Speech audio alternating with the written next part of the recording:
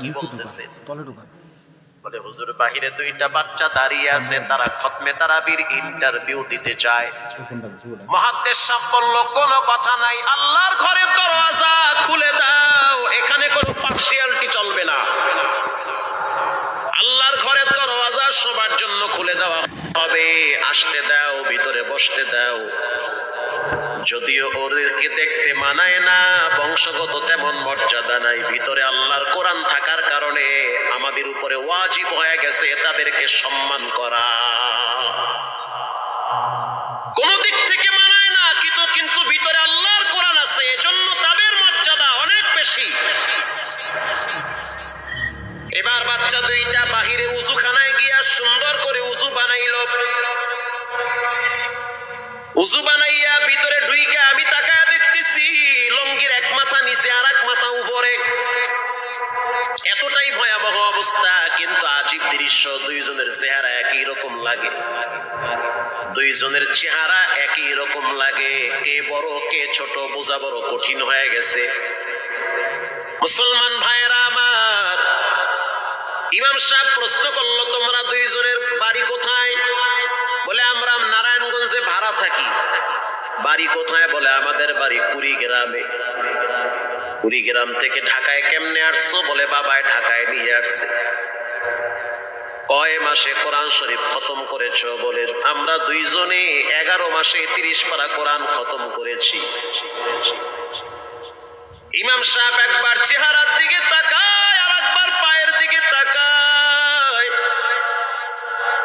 স্থানীয় গণ্যমান্য অনেক ব্যক্তিরা তাকায় আছে এদের দিকে। ইমাম সাহেব বলতে আছে বাবা তারাবির ইন্টারভিউ শেষ হয়ে গেছে, বাড়ি চলে যাও। যেটা একটু দেখতে ছোট, ও চোখের পানি দেখলাম টিস্যু দিয়া মুছতেছে। কেন কাঁদতেছো? বলে আমরা গরিব, তার জন্য মনে হয় আমাদেরকে তাড়ায়া দিতেছে। আমরা জানতাম না ইন্টারভিউ তাড়াতাড়ি শেষ হয়ে যাবে, আসতে দেরি হয়েছে কারণ আমাদের তো ভাড়া টাকা ছিল না, বাবাই কষ্ট করে কিছু টাকা দিয়েছে, সেটা দিয়ে এখানে আসছি। এবার মুহাদ্দিস সাহেব বলতে আছে তাহলে একটা কাজ করো, তুমি কিছু তেলাওয়াত করে শোনাও।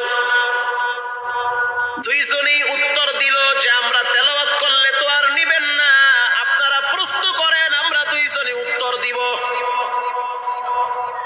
আমি তো আশ্চর্য হয়ে গেলাম, জীবনে কত হাফেজ দেখছি, এরকম হাফেজ দেখি নাই। প্রশ্ন করবেন, আমি উত্তর দিব। বুঝতে পারলাম ভিতরের খবর কেউ না জানলেও একজন জানেন, তিনি হলেন কে? মুহাদ্দিস সাহেব বলতে আছে বাবা প্রশ্ন করব, ঠিক আছে, তোমাদের মন মতো একটু তেলাওয়াত কইরা শোনাও। তেলাওয়াত যদি মানসম্মত হয় তাহলে ইন্টারভিউ নিব, যদি না হয় তাহলে ছাঁটাই করে দিব। এবার ছোট যেটা সেটা তেলাওয়াত শুরু করলো সূরা তাহা থেকে। তাহা মা আনজালনা আলাইকাল কুরআনা লিতাশকা। এত সুন্দর পড়া মনে হইতে আছে, আসমান থেকে কোরআন নাজিল হইতেছে। এত সুন্দর পড়া, কত রঙের ঢঙের পড়া শুনলাম, এই পড়া কোনোদিন শুনি নাই। আমি তাকায় দেখলাম স্থানীয় টিউনো সাহেবের চোখের পানি বায়া বায়া পড়তেছি। ইশারা দিতে আছে আরো তেলাওয়াত করতে বলেন। এই পড়া তো শুনলে আমার দিলের ময়লাগুলা কাটে। আল্লাহর ঘরে যখন গেছি বাইতুল্লাহ ফজরের টাইমে ইমাম সাহেব তেলাওয়াত করলে যেমন মনে হয়, মনে হইতে আছে ওই কোরআনের আওয়াজটা এখন এই মসজিদে বাজতেছে। ছোট বাচ্চাটা তেলাওয়াত করলো, বড় সন্তানটাও তেলাওয়াত করলো। এবার যারা হাফেজ সাহেব ছিল তারা প্রশ্ন শুরু করলো। যেখান থেকে প্রশ্ন করে পৃষ্ঠা ঠেকায়া দেয়, একটা জায়গায়ও আটকাইতে পারে না। এমনকি বাচ্চা দুইটা এটাও বলেছে যদি আপনাদের যদি ধৈর্য থাকে তো আমরা দুইজনে পুরা 30 পারা এখানে এক দাঁড়ানে পড়ায়া দিব। আশা করি একটাও বাঁচবে না। এত সুন্দর পড়াশোনার পরে মোতাল্লি সাহেব বলল সব বাদ, আমার কাছে এই দুইজনই পছন্দ হয়েছে। এই দুইজন রে মোতাল্লি সাহেব দাঁড়াইতে পারে না, হুইল চেয়ারে বসে থাকে, কাছে ডাইকা বুকের সাথে জড়ায়া ধরছে আর বলতে আছে আল্লাহ, এমন একটা সন্তান যদি আমার থাকতো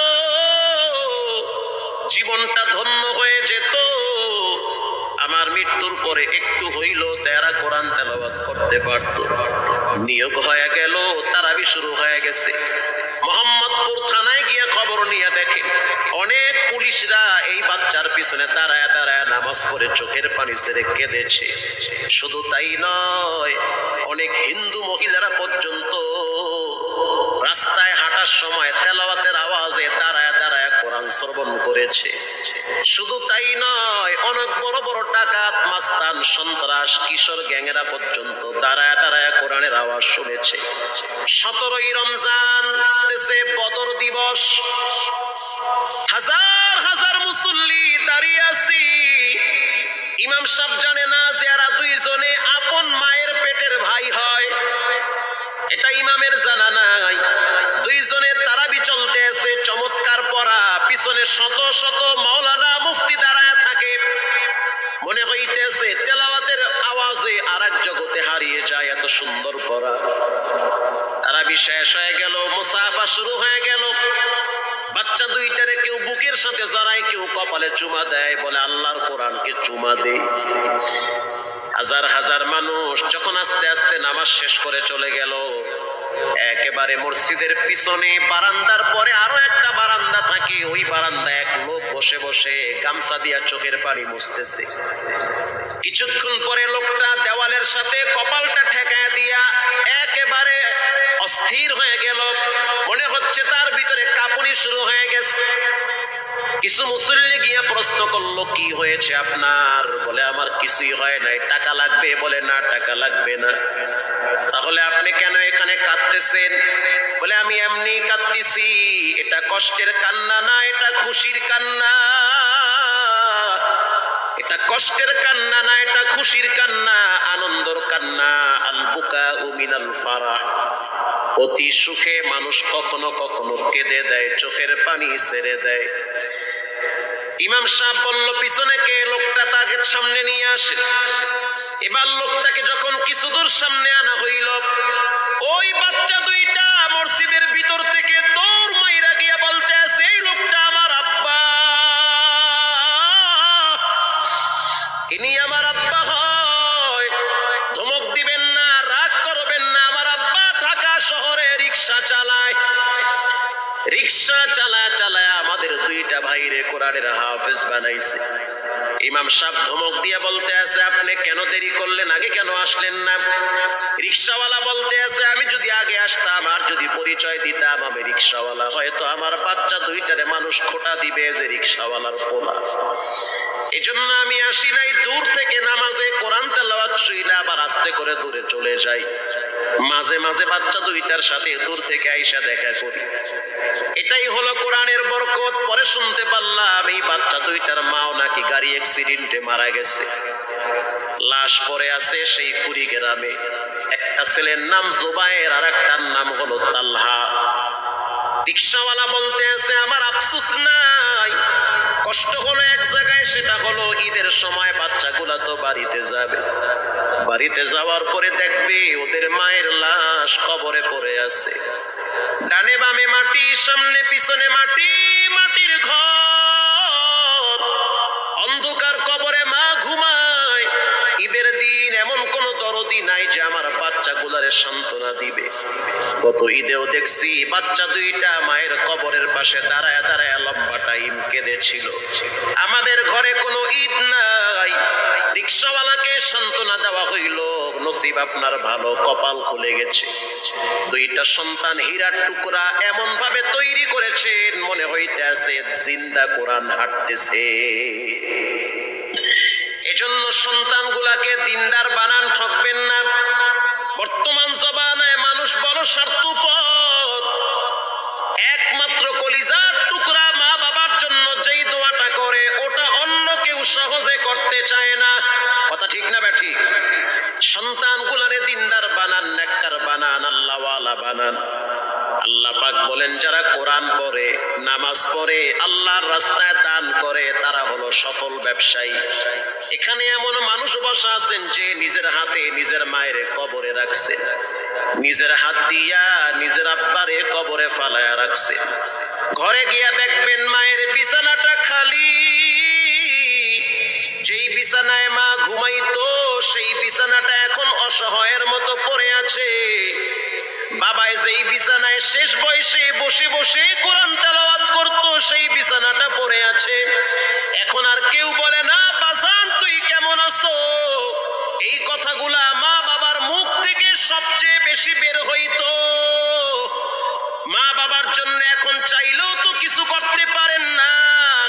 আজকে যদি আপনার মা বাবা থাকতো, খাওয়ানো লাগতো, চিকিৎসা করার লাগতো, অসুস্থ মাকে নিয়ে ভোলা মেডিকেলে যাওয়া লাগতো, অসুস্থ আব্বারে নিয়ে লঞ্চে করে ঢাকা মেডিকেলে যাওয়া লাগতো। এখন মাও নাই বাবাও নাই, টাকা আছে চাইলেও খরচ করতে পারেন না। সহজ একটা রাস্তা বের করে দেই, এর চেয়ে সুবর্ণ সুযোগ আপনি পাবেন কোথায়? আব্বারে তো থাকলে খাওয়াইতেন ভাত, না তো আর করতে পারতেন না। আমি আপনাদেরকে একটা ছোট্ট কারগুজারি শোনাই, আপনাদের দিল কেঁদে দিবে। 2016 সালের ঘটনা। তখন ঢাকায় মোহাম্মদপুর আমি খতমে তারাবির জন্য 2 জন হাফেজ নিয়োগ দেওয়া হবে কেন্দ্রীয় মসজিদে। অনেক হাফেজে কোরআনরা সিরিয়াল ধরেছে তারাবি পড়াবে। কার মনে না চায় এত বড় এক মসজিদে আমি যদি চান্স পাইতাম তো আমার কপালটা খুলে যেত। শুক্রবার দিন সবাই দরখাস্ত রাখলো, ইন্টারভিউ শুরু হয়ে গেল। পরের জুমায় অসংখ্য ছাত্রদেরকে দেখছি খতমে তারাবির জন্য ইন্টারভিউ সিরিয়াল দিয়েছে। ইন্টারভিউ বোর্ডের ভিতরে আমি ছিলাম। কয়েকজন হাফেজকে আমরা সিলেকশন করছি যে এদেরকে নেওয়া হবে। এদের তেলাওয়াত সুন্দর, পড়াও বড় মজার। আমরা কাগজগুলো এক জায়গায় জমা করছি। পরের জুমায় আমরা ঘোষণা দিয়ে দিব কোন মায়ের সন্তান। তোমাকে দিলাম কি লেগে আমি শুরু